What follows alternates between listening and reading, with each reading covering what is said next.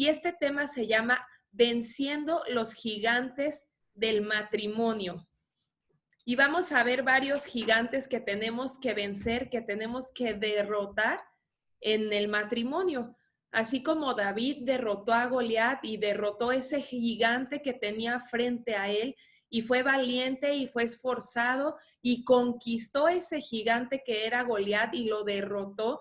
De esa misma manera nosotros tenemos a veces que enfrentar gigantes en nuestras vidas, y en este caso nos vamos a enfocar a los gigantes que a veces se quieren levantar en nuestra contra, levantar en nuestro matrimonio, pero Dios nos ha dado no un espíritu de cobardía, sino un espíritu de amor, de dominio propio. Dios nos ha dado esa valentía y tenemos ese respaldo de parte de Dios para derrotar y vencer a esos enemigos y a esos gigantes que se quieren levantar en nuestra contra. Entonces vamos a ver el primer gigante en el matrimonio y cómo vamos a vencer el primer gigante en el matrimonio. Y el primer gigante que vamos a hablar esta noche es el gigante del dinero. Vamos a ver varios puntos y quiero que me levanten su mano en algo que voy a preguntar. ¿Quiénes de aquí que están casados han tenido alguna vez problemas por cómo manejan sus finanzas? ¿O quiénes que están casados aquí han tenido alguna vez problemas por el dinero en el matrimonio?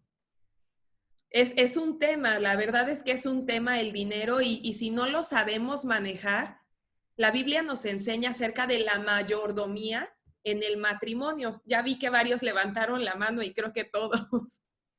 La Biblia nos enseña acerca de la mayordomía, de ser buenos mayordomos con nuestro dinero, pero de ser buenos mayordomos también como esposos. Vamos a ver varios puntos y me gustaría que alguien leyera Filipenses capítulo 4, versículo 12 y 13. Vamos a ver qué dice la Biblia. Siempre nuestro referente es la palabra de Dios. ¿Qué dice la palabra de Dios acerca del dinero y el manejo de las finanzas en el matrimonio? Vamos a ver Filipenses 4. ¿Quién me ayuda a leer Filipenses capítulo 4, versículos 12 y 13? Gracias, Lore. Dice, sé vivir con casi nada o con todo lo necesario. He aprendido el secreto de vivir en cualquier situación, sea con el estómago lleno o vacío, con mucho o con poco. ¿13 también? Sí, también, por favor. Pues todo lo puedo hacer por medio de Cristo, quien me da las fuerzas. Amén. Así decía el apóstol Pablo, ¿verdad? Decía, sé vivir con mucho, pero también sé vivir con nada. El dinero no es malo. No es que el dinero sea malo, sino que hagamos un ídolo del dinero. Y vamos a ver varios puntos acerca de las finanzas. El primer punto que vamos a ver ahorita, y hay situaciones que se pueden dar con el tema de las finanzas y que se pueden dar con el dinero. En todos Dios nos va a dar la victoria, en todos Dios tenemos el respaldo de Él, de que el Señor está con nosotros, pero es importante esto, porque así como decía el apóstol Pablo, sé vivir con todo y sé vivir con nada. Pero tenemos que tener la fe a veces cuando no se tiene. Y también encontrar contentamiento cuando no se tiene. Y también disfrutar de las bendiciones de Dios cuando se tiene. El primer punto que vamos a ver es falta de provisión. Primera de Timoteo capítulo 5, versículo 8. Vamos a ver qué sucede y qué se genera cuando hay falta de dinero en el matrimonio, cuando hay falta de provisión en el matrimonio. Y me gustaría que alguien leyera Primera de Timoteo, capítulo 5, versículo 8.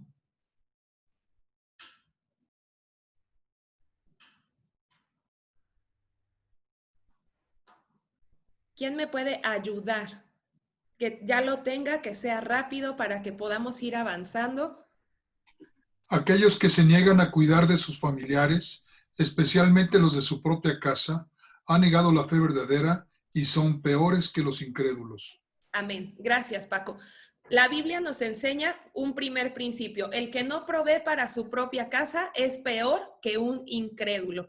Hay algo que Dios estableció que se llama orden, y el Señor establece un orden en su palabra y nos enseña a que el hombre es el principal proveedor de su casa. Yo sé que la mayoría de las familias, muchos ya trabajan los dos, la esposa y el esposo, y no es que sea malo, eso es bueno, es de bendición que los dos tengan ingresos, pero la palabra nos enseña que el principal proveedor del hogar es un principio bíblico, es el esposo, es el hombre. Hay un orden que Dios estableció, y también el primer punto que quiero que entendamos antes de esto, o el primer principio bíblico que quiero que entendamos en este punto, es que Dios es el dueño de todo. Y nosotros somos dueños, o bueno, Dios nos lo presta, no somos dueños de nada. Dios es dueño de todo, nosotros dueños de nada. Dios nos lo da y nos lo presta mientras estamos aquí en la tierra, pero en realidad el Señor es el dueño de todo. La Biblia dice que Dios nos da el poder para hacer las riquezas. Y yo creo que los hombres tienen una unción especial de parte de Dios para hacer riquezas. Es importante que todos los varones entiendan que de parte de Dios hay una unción y un potencial sobre ustedes que Dios les ha entregado para hacer riquezas, porque ustedes son los principales proveedores del hogar. Vamos a ver este punto con dos cosas. Es importante que cuando a lo mejor hay una situación difícil económica o se está viviendo alguna crisis financiera dentro del matrimonio, es importante que en lugar de que nosotras como esposas o los hijos, en lugar de que nosotros, a lo mejor puede haber hasta un desprecio o algún menosprecio hacia el papá, algún menosprecio hacia el esposo porque no está trayendo el sustento, porque no le alcanza, porque no está proveyendo de la manera correcta, y a lo mejor en el corazón se empieza a dar alguna situación también de menosprecio.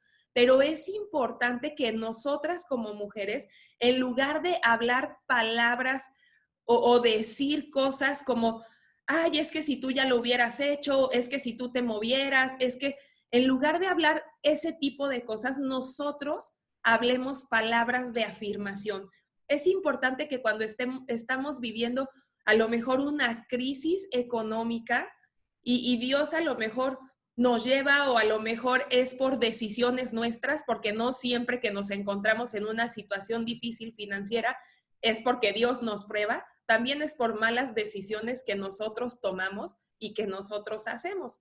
Entonces es importante que cuando estamos en una situación difícil económicamente, entendamos como esposas y a nuestros hijos les enseñemos que hablemos palabras de afirmación para apoyar al proveedor, al papá de la casa, que nuestra oración, que nuestras palabras de fe sean manifestadas, que sepan de parte de Dios, que en nosotros haya esas palabras de fe, esas palabras de afirmación de parte del corazón de Dios.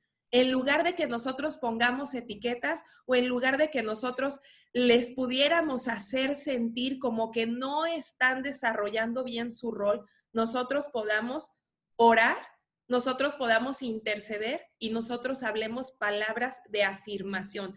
El hombre es el responsable de maximizar y multiplicar lo que Dios les ha entregado en sus manos. Es el principal responsable. Los dos somos responsables, sí, de multiplicarlo y de maximizarlo, pero el principal proveedor del hogar es el hombre. Hay una unción sobre ustedes, hay una unción que Dios ha puesto, hay un potencial sobre ustedes. La Biblia nos enseña que los varones son los sacerdotes de la casa. Hay ese manto sacerdotal sobre ustedes. ¿Y qué significa? Que es el sacerdote del hogar, que está entre Dios y el pueblo. Ustedes son los principales responsables de proveer en lo económico, de proveer en lo espiritual y de proveer en lo emocional. 3 cosas que ustedes tienen en su rol de proveedores. proveer lo económico, proveer lo emocional y proveer lo espiritual. Por eso Dios sobre ustedes puso ese manto sacerdotal y es importante que lo entendamos, es importante que honren ustedes como varones de Dios ese manto que Dios ha puesto y esa posición que Dios les ha dado. Por eso empezamos leyendo Primera de Timoteo 5:8 que dice, el que no provee para su propia casa es peor que alguien que no cree en Dios. El que no provee para su propia casa es peor que un incrédulo. Vamos a ver el segundo punto y se llama cuidado con lo que pides. Vamos a leer Santiago capítulo 4, versículo 3. Cuidado con lo que pides. ¿Qué dice Santiago capítulo 4, versículo 3? Dice, aun cuando se lo piden, tampoco lo reciben porque lo piden con malas intenciones. Desean solamente lo que les dará placer. Amén. El Señor nos enseña, la palabra de Dios nos enseña a que pidamos bien, a que tengamos cuidado con lo que estamos pidiendo, porque dice que a veces solamente nos enfocamos a pedirle a Dios lo que nos da placer. Y no porque sea malo que le pidamos a Dios a lo mejor un mejor coche, a lo mejor una casa más grande, sino que tengamos también cuidado con lo que estamos pidiendo al Señor. El dinero en nuestras vidas debe de honrar a Dios. Debemos de entender que viene de Dios. ¿Cómo estamos honrando al Señor con nuestro dinero? Y aquí entra algo importante y son nuestros diezmos. Ustedes saben, y todos los que llevamos a lo mejor años de cristianos o hemos aprendido este principio de diezmar, es importante que en nuestro matrimonio, como buenos mayordomos, nosotros lo primero que entregamos al Señor, lo primero que ponemos delante de Dios es nuestro diezmo. No solamente es gastar en las cosas que me dan placer. Acabamos de leer en Santiago capítulo 4, versículo 3. No solamente es pedir en aquello que nos da placer, sino también debemos de honrar al Señor. Y una manera de honrar a Dios y ser agradecidos con Dios de todo lo que nos da es diezmando y es ofrendando. Este principio lo debemos de enseñar a nuestros hijos y es un principio que un matrimonio cristiano debe de ejercer. Haya abundancia o no haya abundancia, debemos de ejercer este principio bíblico porque es una manera de honrar al Señor con nuestros diezmos, con nuestras ofrendas, de decirle al Señor, sabemos que todo viene de tu mano, Dios, sabemos que todo es por tu gracia, sabemos que todo lo que poseemos, que todo lo que tenemos es porque tú eres bueno, porque tú has sido bueno y sigues siendo bueno. Entonces es importante que como buenos mayordomos, un matrimonio que es buen mayordomo de sus finanzas, diezme y ofrende al Señor y sea agradecido con Dios. Cuidado con lo que pedimos es también no ser consumistas, no darnos a los placeres y del mundo, porque yo creo que la sociedad a veces nos presiona a que compres ciertas marcas, a que tengas un estilo de vida de cierta forma. La sociedad a veces nos presiona a llevar nuestras vidas de cierta manera, a tener una posición económica, porque si no alcanzas a lo mejor a tener esa camioneta o esa posición o esa casa, entonces a lo mejor no eres exitoso delante de la sociedad. Pero antes de alcanzar el éxito de los hombres, debemos de alcanzar el éxito delante de Dios. Entonces, no desperdiciemos nuestro dinero ni seamos consumistas. Debemos de entender que todo lo que gastamos, que todo lo que compremos, honre a Dios. Cuando tú vayas a comprar a lo mejor una bolsa o a lo mejor unos zapatos que te encantan, pero que son a lo mejor de una marca muy cara, tú tienes antes que pensar de hacer el gasto. ¿Está honrando al Señor que yo gaste 20,000 pesos en comprarme esa bolsa? ¿Honrará a Dios que yo gaste a lo mejor 15,000 pesos en comprarme ciertos zapatos de cierta marca? No porque sea malo, pero tenemos que pensar, honra a Dios, porque Dios nos va a pedir cuentas de todo, hasta de lo que gastamos. Entonces es importante que nos preguntemos, ¿estamos honrando a Dios de la manera que estamos llevando nuestras finanzas como matrimonio? ¿Estamos honrando a Dios en cómo estamos gastando? ¿Estamos honrando a Dios con las decisiones financieras que estamos tomando? Ustedes pregúntense, ¿están honrando a Dios? Si dices, bueno, sí, tal vez sí honra a Dios que yo traiga una bolsa así, me la merezco. Bueno, no sé, tú tienes que preguntarte, ¿honra al Señor? Entonces ya, si Dios te dice, pues entonces lo haces, pero primero es honra a Dios en que yo haga ese gasto. ¿Estoy honrando a Dios? Tercer punto, dependiendo de Dios, se llama este tercer punto. Salmos capítulo 9, versículo 18. Vamos a ver qué dice.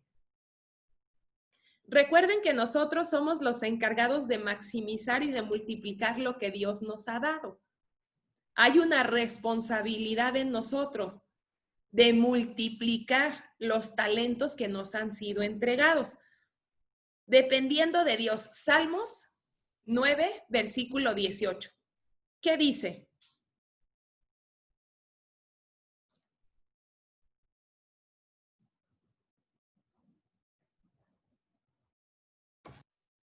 Dice, pero el necesitado no será olvidado para siempre, ni para siempre se perderá la esperanza del pobre. Muchas gracias, Mayra. El necesitado, ¿cómo decía al final? ¿El necesitado qué? Dice, ni para siempre se perderá la esperanza del pobre. Amén. Dice que no se pierde la esperanza del pobre. O sea, cuando nosotros nos encontramos en momentos difíciles económicos, es importante que aprendamos a depender de Dios. Esos momentos que son difíciles económicamente también nos ayudan a crecer como matrimonio, nos ayudan a crecer como pareja. Y dice que no se pierde la esperanza para siempre. ¿Por qué? Porque no siempre te vas a encontrar en esa posición. Así como el apóstol Pablo decía, sé estar en lo mucho, pero también sé tener en lo poco.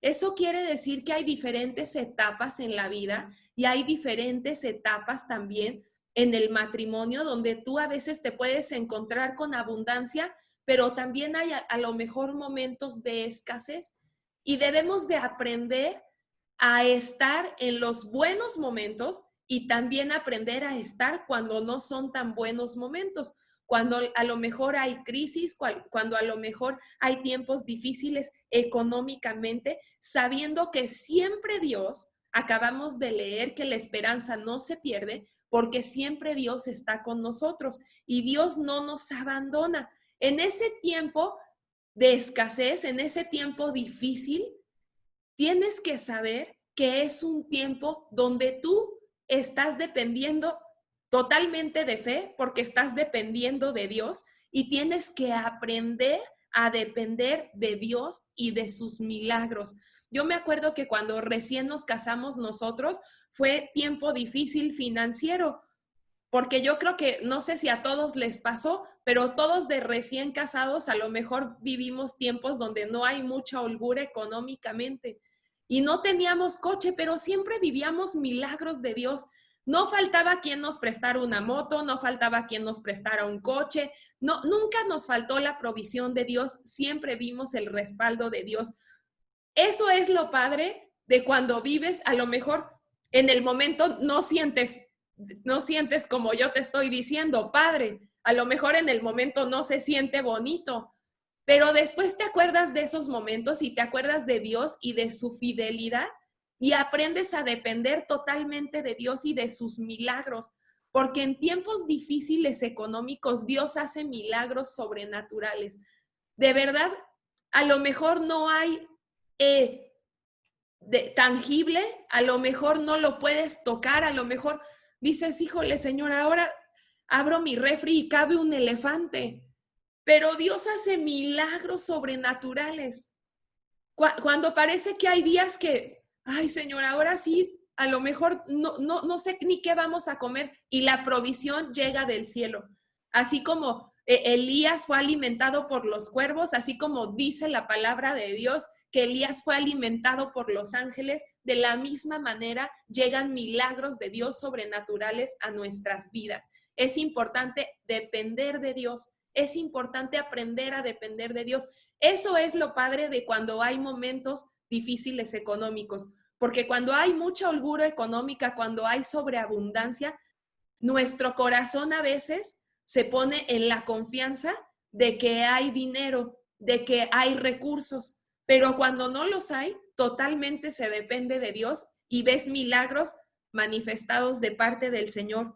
Y yo sé que ustedes van a estar viendo milagros en este tiempo de parte de Dios.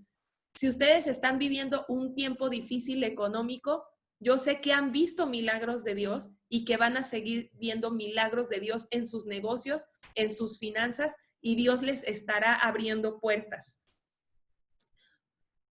Algo que vimos hace un momentito que es importante, aprender a depender de Dios, pero también diezmar y ofrendar, que hace ratito lo vimos. Aunque haya escasez, es importante que nosotros diezmemos y ofrendemos, porque todo eso va a ser bendecido por el Señor. Que tú diezmes y que tú ofrendes, hay un poder sobrenatural, hay un poder que se desata, hay un poder de bendición que se desata cuando tú diezmas y cuando tú ofrendas. Sí se acuerdan de la viuda, ¿verdad? Y se acuerdan de cuando ella tenía su última harina, lo último que tenía, y llega el profeta y de parte del Señor llega el profeta y le pide de comer.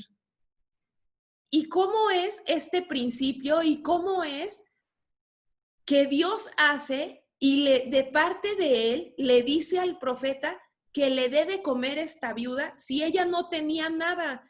Si ella no tenía nada en su alacena, si ella no tenía nada en su refri, y llega el profeta y le pide de comer, pero es que Dios quería ahí desatar un milagro. Es que había algo que el Señor iba a hacer. A veces el Señor se mueve de manera diferente, porque dice la palabra de Dios que mucho más altos son sus pensamientos que los nuestros. Y llega y le pide de comer, y dice la palabra de Dios que tenía que ser utilizado, que le diera de comer para llevar y bendecir esa última torta de harina, eso último que tenía, lo último que había en sus manos, porque dice en la Biblia que después de eso ella y su hijo se iban a morir. Pero Dios usó eso último que tenía para poder desatar esa sobreabundancia. Por eso es importante que nosotros como matrimonio aprendamos a diezmar y a ofrendar. Es importante que si tú trabajas y eres joven y tienes un ingreso, siempre ese principio bíblico lo tengas en tu corazón, porque es algo que tú le puedes enseñar a tus hijos. Aun cuando sea algo que es chiquito, algo que es poquito, y tú lo pones delante del Señor, Dios se encarga de multiplicarlo y de bendecirlo. Hay un poder sobrenatural que se desata en eso. Vamos a ver el siguiente punto, que es cuida la administración. ¿Qué dice Proverbios capítulo 21, versículo 25? Un principio de administración que vimos hace rato es que Dios es dueño de todo y yo soy dueño de nada. Otro principio de administración que vimos es el diezmo y la ofrenda.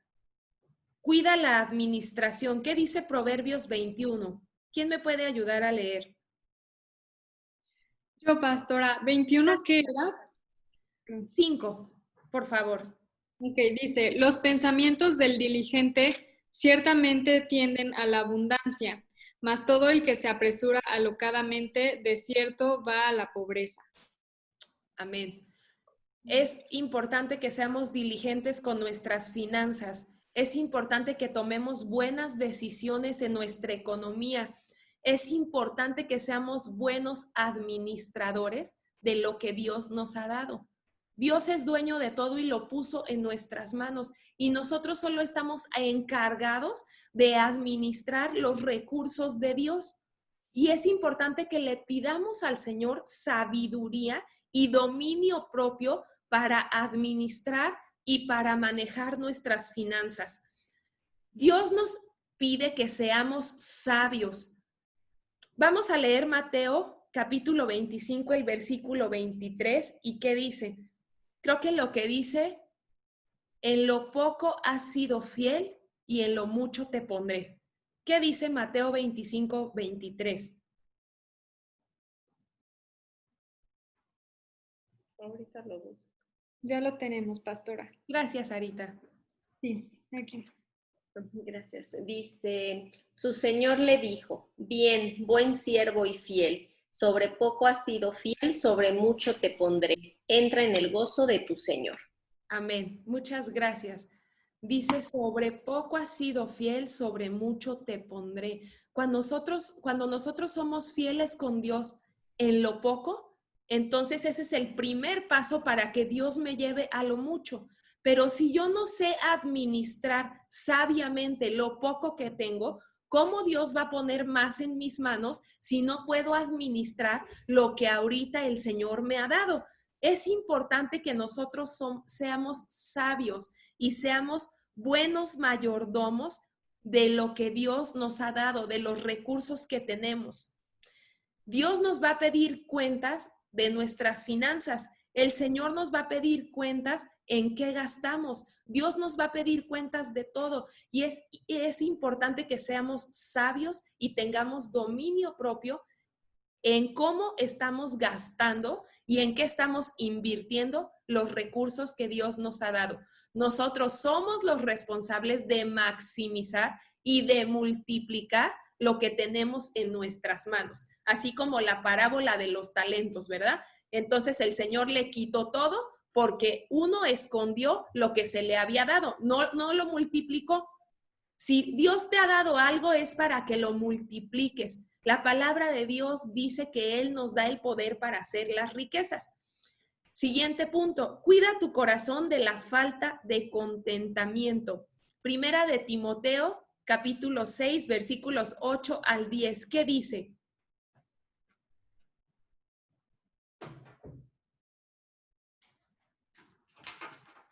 Si alguien lo tiene y lo puede leer.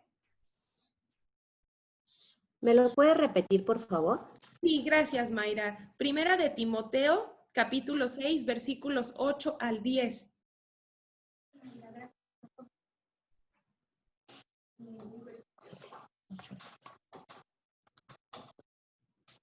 Ocho al 10. Así que si tenemos ropa y comida, contentémonos con eso. Los que quieren enriquecerse caen en la tentación y se vuelven esclavos de sus muchos deseos. Estos afanes insensatos y dañinos hunden a la gente en la ruina y en la destrucción. Muchas gracias. La palabra de Dios nos enseña que debemos de tener contentamiento con lo que el Señor nos ha dado. Y contentamiento no quiere decir que yo me acomode o que yo sea conchudo y diga, bueno, con que tenga para ir al día y con que tenga un par de zapatos y una muda de ropa, con eso me voy a conformar. Porque acabamos de ver que nosotros somos encargados de multiplicar y de maximizar lo que Dios nos ha dado. Pero es importante que tengamos contentamiento con lo poco que tenemos. Es importante que seamos agradecidos, que tengamos agradecimiento en nuestro corazón. Si Dios nos ha dado mucho, qué bueno, qué bendición. Si Dios nos ha dado ahorita poco, porque a lo mejor es una etapa difícil, qué bueno, qué bendición. Voy a tener contentamiento y ser agradecida con cada una de las bendiciones que Dios me ha dado, porque el ser agradecido con Dios y con las personas siempre me va a abrir puertas de bendición. El que yo sea agradecido, el que yo tenga gratitud delante de Dios, siempre me abrirá puertas de bendición. Vamos a pasar ahora sí al siguiente punto. Ahorita vimos derrotando al gigante del dinero. Yo creo que una cosa importante aquí es que estemos de acuerdo como esposos en las cosas que compramos, que hagamos acuerdos, que haya comunicación en nuestras finanzas también, que haya acuerdos en cómo estamos manejando nuestras finanzas. No que de repente llegue un estado de cuenta y te da una sorpresa. O que de repente llega, acabo de comprar un coche, ¿verdad? Así como supimos de un testimonio, que llegó con un coche nuevo y ni siquiera consultó a la esposa. Entonces, es importante estar de acuerdo, es importante que cuando vamos a tomar una decisión, los dos estemos de acuerdo, porque aunque el esposo a lo mejor será el proveedor y a lo mejor de él viene el mayor ingreso, no quiere decir que no tienes que tomar en cuenta a tu esposa para qué decides en tus finanzas. Son cosas que se tienen que platicar, son cosas que se tienen que comunicar, y dice la palabra de Dios que donde hay acuerdos fluye el poder de Dios. No es agradable encontrarte con sorpresas de ese tipo, que tu esposo no te consultó y nada más tomó la decisión, o que a lo mejor tú hiciste el gasto como esposa y no consultaste a tu esposo. Yo creo que debe de haber comunicación en el tema de las finanzas. Si queremos derrotar ese gigante, si quieres evitar discusiones, si quieres evitar pleitos, entonces es importante que haya esa comunicación en el tema de las finanzas. Ahora vamos a ver el gigante de la violencia. Yo sé que a lo mejor en nuestra iglesia no tenemos algún matrimonio que esté viviendo con este problema, pero la verdad es que hay matrimonios y hay familias donde la violencia intrafamiliar es un problema muy fuerte. Y Dios no se agrada en esto, no es algo que Dios se agrade, sino yo creo que el corazón de Dios se entristece. Y el único que aquí está gobernando, el único que aquí está posicionado es el diablo. Y vamos a ver el gigante de la violencia. ¿Y cómo vencer el gigante de la violencia? Proverbios 16:32 dice, mejor es ser paciente que poderoso. Más vale tener control propio que conquistar una ciudad. La Biblia nos enseña a tener dominio propio y a tener paciencia. Antídotos para la violencia. Antídotos que la Biblia nos dice, antídotos que Dios nos enseña para cómo vencer la violencia. Amor, respeto, dominio propio, paciencia, misericordia. La violencia no solo puede ser física, sino también verbal. A veces no es necesario que te golpeen o que golpees a la persona, sino también a veces es cómo le hablas, la forma en que le hablas. Yo creo que aquí entra mucho la inteligencia emocional.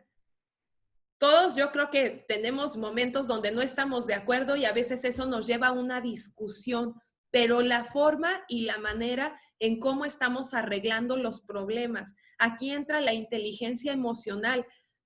Yo puedo gritar, yo puedo insultar, yo me puedo airar, pero si yo tomo esta posición de ser iracundo, de insultar, de a lo mejor llegar a un punto donde puedo explotar y ya agredir a mi cónyuge, agredir a mi pareja, aquí yo creo que entra mucho la inteligencia emocional y el dominio propio. Debemos demostrar los frutos del Espíritu Santo. Entonces, es importante que derrotemos este gigante porque no solamente puede ser violencia física, sino también verbal.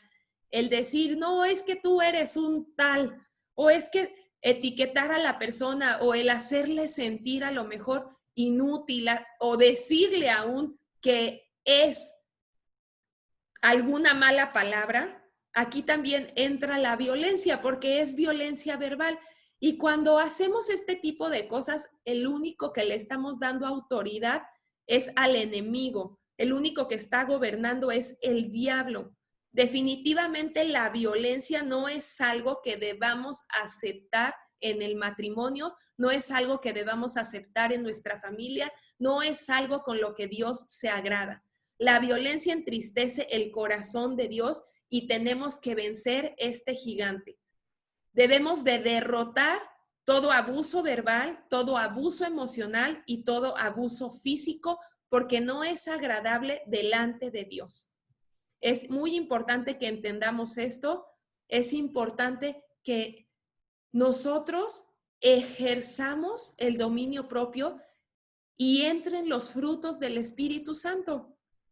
Aun cuando hay discusiones, aun cuando no estás de acuerdo, es importante que entren los frutos del Espíritu Santo y toda raíz de amargura, toda raíz de falta de perdón sea desarraigada de nuestros corazones. Derribemos falta de perdón, derribemos amargura, derribemos a lo mejor palabras deshonestas, derribemos dentro de nuestro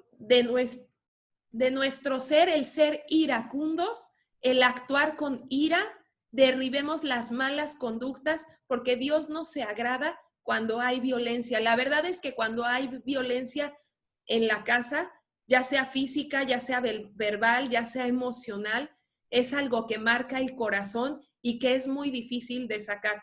Yo viví en una casa donde había violencia intrafamiliar y es algo que marcó mi vida por muchos años hasta que vine a Cristo y Dios me tuvo que hacer libre y Dios tuvo que restaurarme de eso. Cuando hay violencia física, cuando hay violencia verbal, cuando hay violencia emocional, la verdad es que vas a dejar una marca en el corazón de las personas que están a tu alrededor. A veces las personas que más amamos son las que más lastimamos y debemos de tener cuidado en cómo estamos hablando, en cómo estamos actuando, en cómo nos estamos conduciendo. Y si estamos luchando a lo mejor con esta área de carácter, de ser iracundo, de encendernos, de explotar fácilmente, debemos de venir delante de la presencia de Dios y pedir libertad.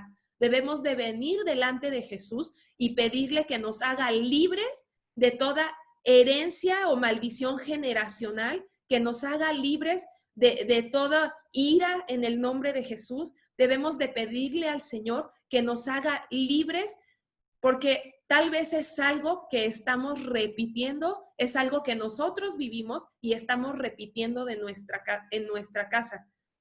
Tal vez ustedes no se encuentran en esta posición, pero hay muchas personas y hay muchas familias que sí viven violencia intrafamiliar, ya sea física, verbal y emocional. Y no solo es con las mujeres, también es con los hombres. El otro día creo que le platiqué a mi esposo que me tocó ir al parque con las niñas, las llevé rápido y yo estaba viendo cómo una señora estaba agarrando a cachetadas a su esposo, novio, no sé qué era, pero yo me tocó ver eso. Y yo no estoy de acuerdo y Dios no está de acuerdo y no se trata de lo que yo esté de acuerdo, pero Dios no se agrada en eso. Dios no se agrada en que permitamos la violencia, ya sea verbal, porque también podemos insultar y eso hiere y también marca mucho el corazón de nuestros hijos y el corazón de nuestra pareja. Debemos de derrotar ese gigante y sacarlo de nuestras vidas. Antídotos, les dije hace ratito: respeto, amor, paciencia, misericordia, perdón, y pedirle al Espíritu Santo que opere, pedir al Espíritu Santo que nos haga libres, pedirle al Espíritu Santo que haya sanidad y que haya restauración. Ese es el antídoto para la violencia intrafamiliar. Entonces vamos a ver también el siguiente punto, que se llama el gigante del machismo y del matriarcado. Ahorita estamos en un tiempo en la sociedad donde es arriba el matriarcado y abajo el patriarcado, porque ahora las mujeres se quieren poner al nivel de los hombres y a veces entran en ese duelo de poderes de que sí, yo soy feminista y los hombres abajo y arriba las mujeres. Y no se trata de entrar en un duelo de poderes, porque no es lo que Dios nos enseña. Dios puso un orden y Dios puso principios y no se trata de entrar en ese duelo de poderes. Vamos a ver Gálatas capítulo 3, versículos 26 al 28. ¿Qué dice? Si alguien me puede ayudar, por favor.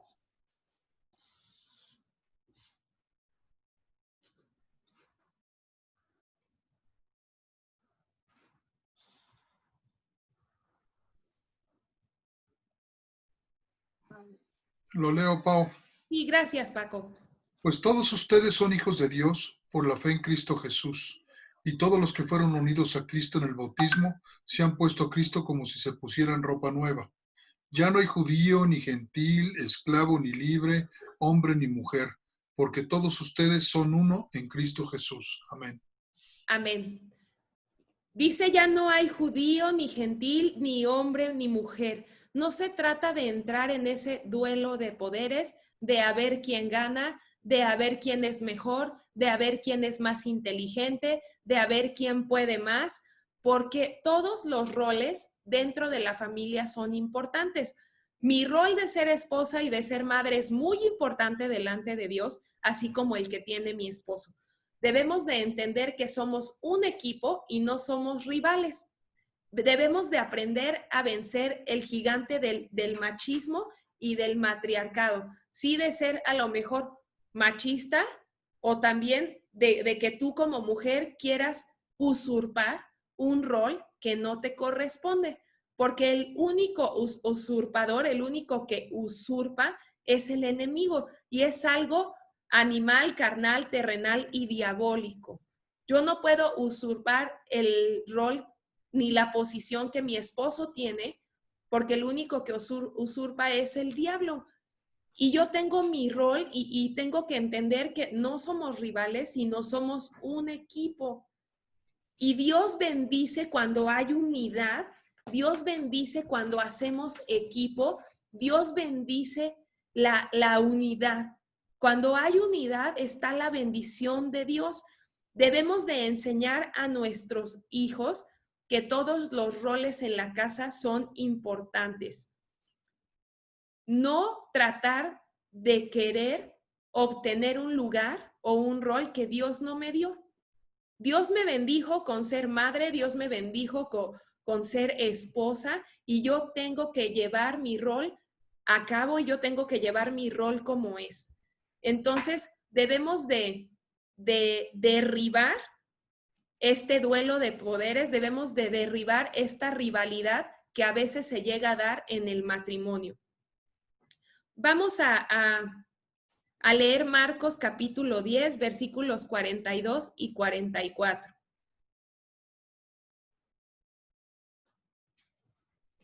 ¿Qué dice?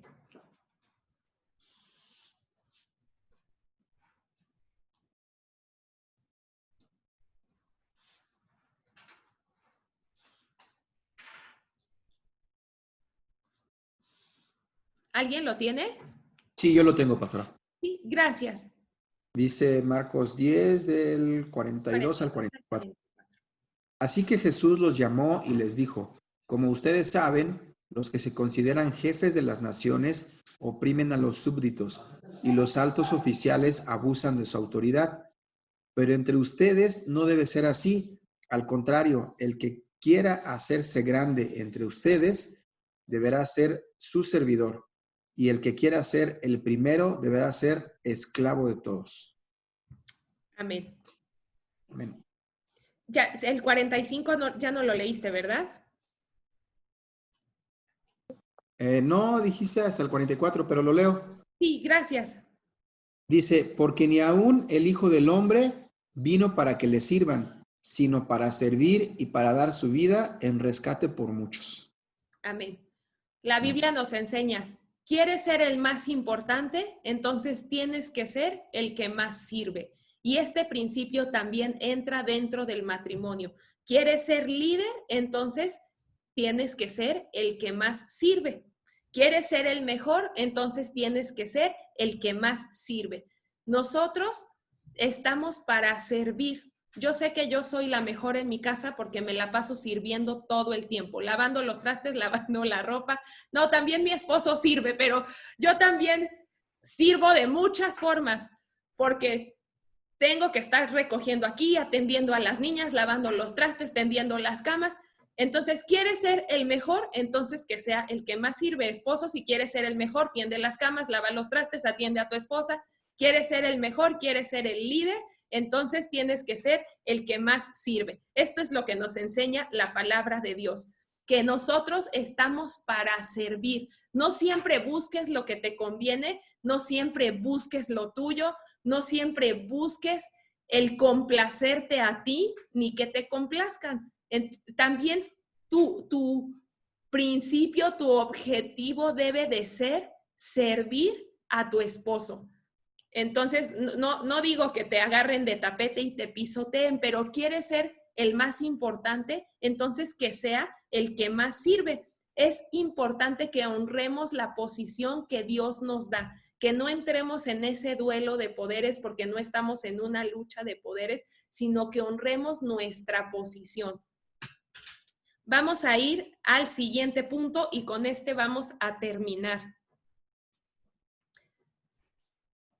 Algo que quiero comentarles que dice aquí en la clase que estamos viendo: sé el mejor esposo, sé la mejor esposa, sirve como esposa, sirve como esposo, sirve como padre, sirve como hijo, en la posición que tengas, pero sirve, porque no solamente estás sirviendo a ellos, sino lo estás haciendo para Dios y estás sirviendo al Señor. El siguiente punto es el gigante de la infidelidad. Vamos a leer y vamos a entender cómo derrotar el gigante de la infidelidad. Hebreos capítulo 13, versículo 4. Y aquí también para los que no están casados, porque aquí en la infidelidad entra el adulterio, pero también para los que no están casados, que siguen solteros, también entra el cuidar su corazón, el cuidar su cuerpo, el cuidar sus pensamientos, porque también entra la fornicación. Aquí entra el adulterio y la fornicación. Vamos a leer Hebreos capítulo 13, versículo 4. Honren el matrimonio y los casados manténganse fieles el uno al otro con toda seguridad. Dios juzgará a los que cometen inmoralidades sexuales y a los que cometen adulterio. Inmoralidades sexuales no solamente es adulterio, también puede entrar la fornicación. ¿Qué es la fornicación? Pues tener relaciones sexuales antes del matrimonio. Dios nos llama a que nos guardemos en santidad para que este acto sea consumado el día que nosotros nos entregamos a nuestra esposa y nos entregamos a nuestro esposo. Es importante que vivamos en santidad y es importante que cuidemos nuestro corazón. Dice el Señor que Él va a juzgar a los que cometen inmoralidades sexuales. ¿Qué es la infidelidad? Pues es una falta de fidelidad, es una falta de lealtad. La infidelidad no solamente es el acto consumado fuera del matrimonio. La infidelidad no solamente es que yo tenga relaciones sexuales con una persona fuera del matrimonio, sino también que yo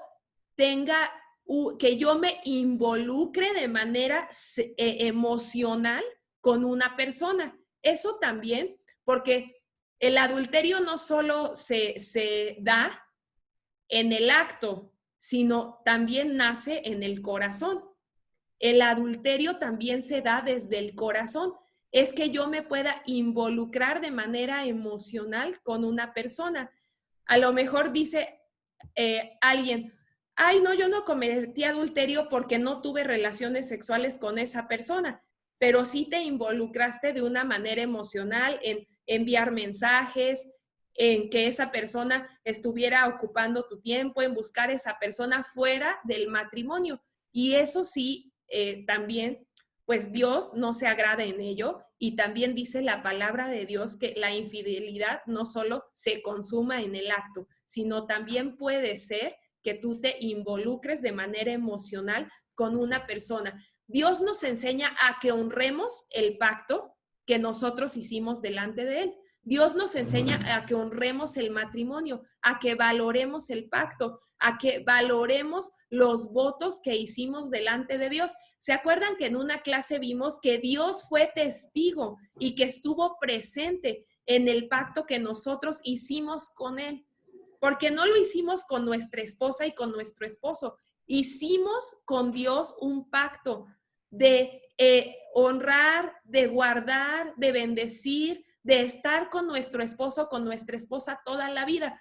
Pero ¿a quién se lo prometimos? ¿Con quién pactamos? Con Dios. Pactamos con Dios y también con nuestro cónyuge, ¿verdad? Entonces Dios nos enseña a que honremos nuestro matrimonio, a que derrotemos ese gigante de la infidelidad. Y vamos a ver Malaquías capítulo 2, versículo 14. ¿Qué dice?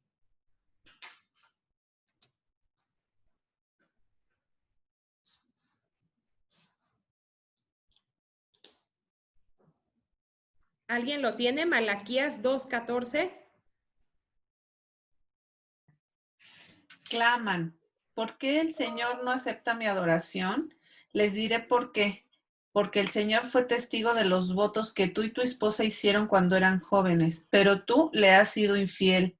Aunque ella siguió siendo tu compañera fiel, la esposa con la que hiciste tus votos matrimoniales. Muchas gracias, Lore. Bueno, es el punto que les decía, ¿verdad? Nada más quería reafirmarlo y respaldarlo con una escritura, pero es el punto que les decía, pactamos con Dios y ahí estuvo el Señor. Entonces es importante que nosotros seamos fieles, que cuidemos nuestro corazón, que cuidemos nuestros pensamientos, que cuidemos nuestros ojos, que cuidemos lo que vemos. ¿Cuál sería el antídoto para la infidelidad? Pues yo creo que el antídoto es la fidelidad. Es ser leal, es ser transparente, es honrar el matrimonio, es no ser mentiroso, porque cuando empieza a haber mentiras, cuando empieza a haber escondidas, que tú escondes las cosas. ¿Qué hace un niño para hacer algo indebido? ¿Cómo hacen los niños para hacer cosas indebidas? Que saben que si sus papás los ven, los van a regañar o los van a castigar. ¿Qué hacen los niños para hacer cosas indebidas? Se esconden y guardan silencio. Se esconden, ¿verdad? El pecado nace en lo oculto. No hacen ruido. Cuando no hacen ruido hay que buscarlos. Preocúpate. Mi abuelita siempre decía, no están haciendo ruido, algo están haciendo que no está bien porque están muy entretenidos. Cuando no están haciendo ruido los niños es que están haciendo una travesura y están escondidos. Y no es que haya pecado en sus corazones, no es que estén a lo mejor cometiendo un pecado, pero el pecado nace en lo oculto. Por eso es importante que seamos transparentes, que hablemos siempre con la verdad, que seamos fieles y que seamos leales, porque cuando empezamos a esconder cosas, cuando empezamos a decir mentiras, cuando no quieres que escondes el teléfono, a mí ya me alarma, si mi esposo me esconde su teléfono cuando lo reviso, yo sé que hay esposos que no les gusta y que dicen, no, es que es una falta de respeto a mi privacidad. Pues a mí no me importa que sea falta de respeto. Yo sí les digo que reviso el teléfono de mi esposo y no me importa que sea falta de respeto, porque si no tiene nada que esconderme, si él me es leal y si él me es fiel, no tiene por qué estar haciendo cosas escondidas o decir, él también luego revisa mi teléfono y yo dejo que lo revise, no tengo nada de qué esconderme, o sea, no tengo nada que esconderle.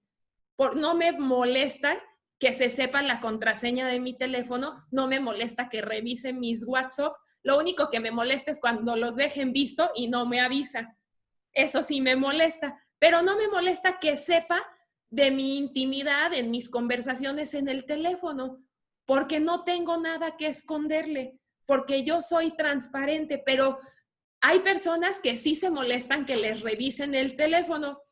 No sé si sí es porque a lo mejor lo consideran una agresión a su persona o porque en realidad algo esconden y no quieren que los demás se enteren. Porque así como los niños se esconden y están escondidos para hacer cosas indebidas, los adultos también nos escondemos cuando queremos pecar o cuando sabemos que es algo que no agrada a Dios. De Dios no nos podemos esconder, pero nos escondemos para hacer cosas indebidas. ¿Dónde hacemos las cosas? Pues en lo oculto. Ahí empieza, yo creo que desde ahí, que tú cuides esos pequeños detalles. Desde ahí a lo mejor empieza la infidelidad, porque si tú tienes una falta de fidelidad, entonces quiere decir que no estás siendo una persona transparente y que no estás hablando con la verdad. Te estoy diciendo esto para el matrimonio, dentro del matrimonio, pero tú también, si estás en un noviazgo, tú debes de ver que esa persona sea fiel. Tú debes de ver que esa persona sea leal. Tú debes de ver que esa persona no te diga mentiras. Si se esconde cosas, es que hay una falta de fidelidad. Si esconde cosas, es que hay una falta de lealtad. Y si esconde pequeñas cosas, ¿qué te garantiza que no te va a esconder cosas grandes? Entonces es importante que si tú estás en un noviazgo, aprendas a discernir que esa persona sea fiel, que no hable con mentiras, que siempre diga la verdad y que sea una persona leal.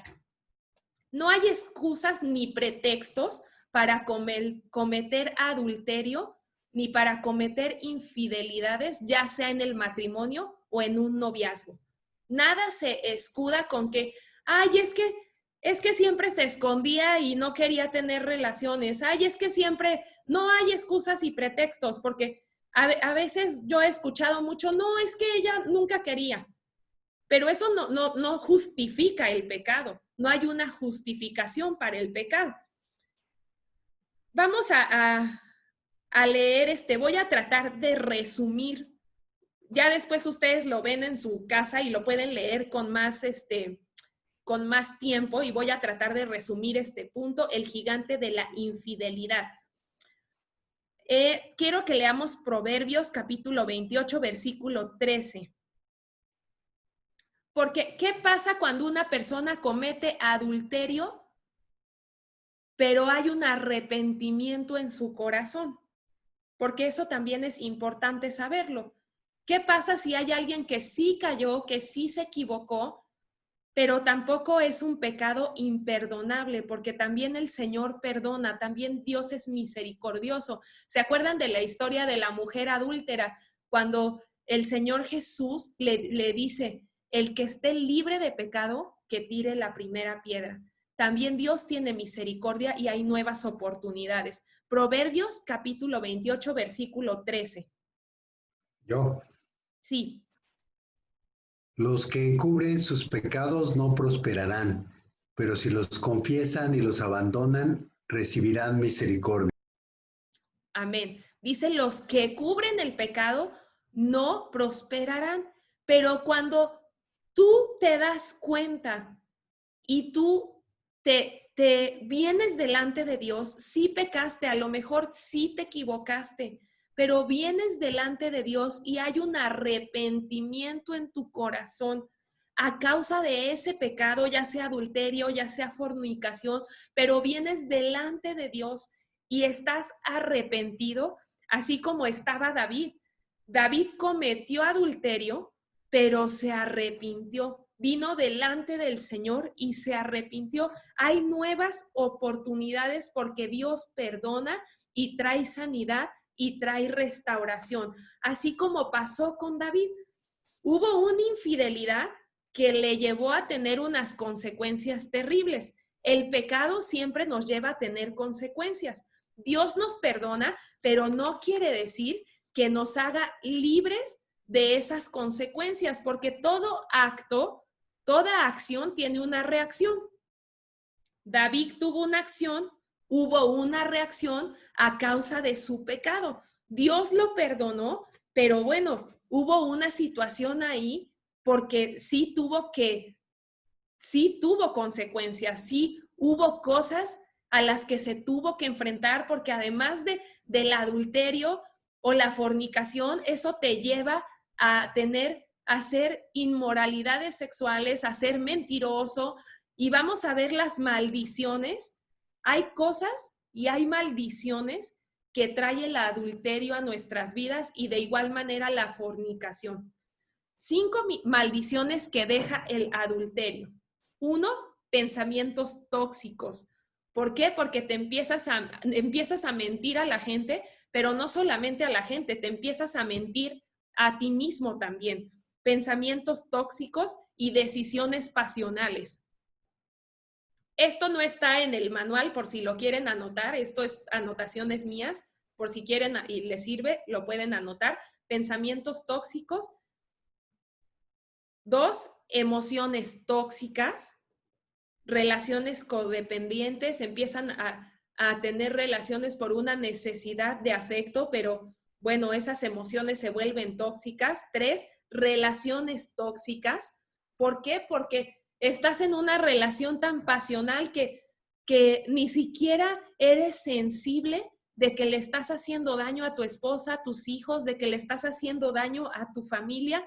No sé si alguna vez te has encontrado con algún ejemplo de algún hombre o mujer que cometieron adulterio, se salieron de su casa, pero a lo mejor el hombre se encuentra manteniendo al amante y a los hijos, y la esposa y los hijos reales están desamparados, están sin provisión.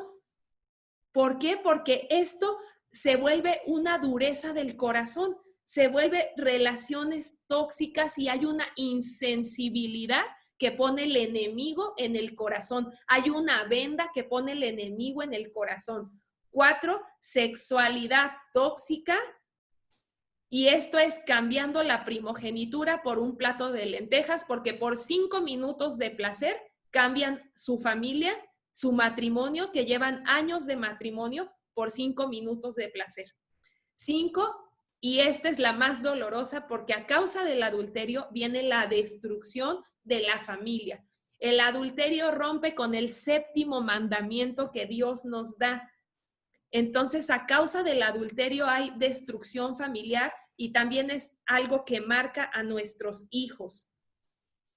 Cuando nosotros pecamos y cometemos cosas desagradables delante de Dios, la palabra de Dios nos enseña que los que hacemos lo malo, los que hacen lo malo, bueno, no hacemos porque yo no lo hago, pero no se dan cuenta que lo que hacen lo malo no heredarán el reino de Dios.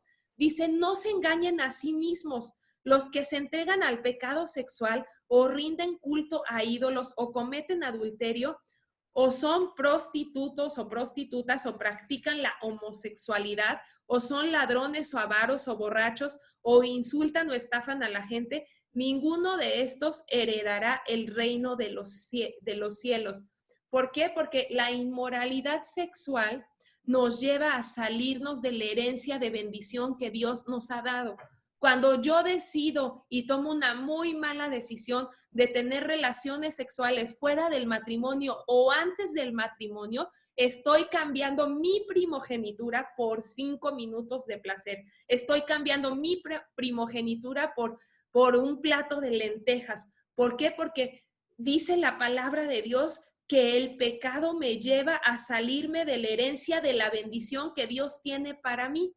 Por eso es importante que guardemos nuestros ojos, que guardemos nuestro corazón, que guardemos nuestra mente y llevemos delante del Señor todos nuestros pensamientos. La infidelidad, el amor, dice la palabra de Dios en 1 Corintios 13, que el amor no busca lo suyo. Dice que el amor todo lo espera, todo lo soporta. ¿Se acuerdan qué más dice? Todo lo espera, todo lo soporta, todo lo sufre, no es egoísta, no se envanece, no es envidioso. Dice la palabra de Dios en 1 Corintios 13, no busca lo suyo, sino el amor verdadero busca bendecir, busca proteger, busca amar, busca cuidar. Y esto es lo que debemos de hacer en el matrimonio. Proteger, amar, bendecir y cuidar. La infidelidad es todo lo contrario. La infidelidad lo único que busca es darse placer a sí mismo y sí busca lo suyo. Entonces, si hay un amor verdadero, debemos de aprender a bendecir, a proteger, a cuidar y amar, pero sobre todo, la manera en que vamos a poder derribar este gigante es cuidando nuestros pensamientos, cuidando nuestras emociones, cuidando nuestros sentimientos, cuidando nuestra mente, cuidando nuestros ojos, llevando nuestros pensamientos cautivos delante del Señor. El placer sexual es un regalo de Dios, pero dentro del matrimonio. Es algo que Dios nos regala, pero que también Dios nos pone reglas, y es dentro del matrimonio. Evita estar a escondidas en la computadora, evita estar a escondidas en tu teléfono hasta altas horas de la noche, porque esto te puede llevar a pecado. Esto te puede llevar a que estés escondido en tu teléfono a altas horas de la noche en tu casa, a lo mejor a que abras cosas que no son agradables al Señor, que abras puertas al enemigo. Evita las cosas que puedan ser a escondidas. Voy a terminar con este punto, 1 de Corintios, capítulo 6, del 15 al 20. ¿No se dan cuenta de que sus cuerpos en realidad son miembros de Cristo? ¿Acaso un hombre debería de tomar su cuerpo, que es parte de Cristo, y unirlo a una prostituta? Jamás. Aquí quiero tomar el ejemplo de Sansón y Dalila. Ella vino a traer muchas cosas muy desagradables a la vida de Sansón. ¿Por qué? Porque tal vez ella sí era una mujer adúltera y Sansón no obedeció a sus padres, Sansón no hizo caso de lo que debía de hacer, y Dalila trajo muchas maldiciones a la vida de Sansón. Y no se dan cuenta de que si un hombre se une a una prostituta, se hace un solo cuerpo con ella, pues las escrituras dicen, los dos se convierten en uno solo, porque hay cosas que pasan a nivel espiritual, hay cosas que suceden a nivel emocional, hay cosas que suceden a nivel terrenal, pero cuando tú te haces uno, hay algo que sucede a nivel espiritual y a nivel emocional. Ningún otro pecado afecta tanto al cuerpo como este, porque la inmoralidad sexual es un pecado contra el propio cuerpo. ¿No se dan cuenta de que su cuerpo es templo del Espíritu Santo? Si su cuerpo es templo del Espíritu Santo, si mi cuerpo es templo del Espíritu Santo, yo tengo que honrar a quien vive dentro de mí y me fue dado por Dios. Ustedes no se pertenecen a sí mismos porque Dios los compró a un alto precio. Por lo tanto, yo tengo que honrar a Dios y honrar que el Señor me bendijo con tener al Espíritu Santo dentro de mí. Creo que aquí acabamos de ver cómo derribar el gigante de la infidelidad. Entonces, honrando a Dios, honrando que el Espíritu Santo vive dentro de mí, cuidando mis ojos, cuidando mis pensamientos, cuidando mi corazón, es una manera de cómo yo puedo derribar el gigante de la infidelidad. Cosas escondidas, cosas pequeñas, mentiras me pueden llevar a decir mentiras muy grandes. Entonces, seamos leales y seamos fieles en todo. Como matrimonio debemos de mantener esa lealtad, debemos de honrar ese pacto y debemos de mantener ese respeto.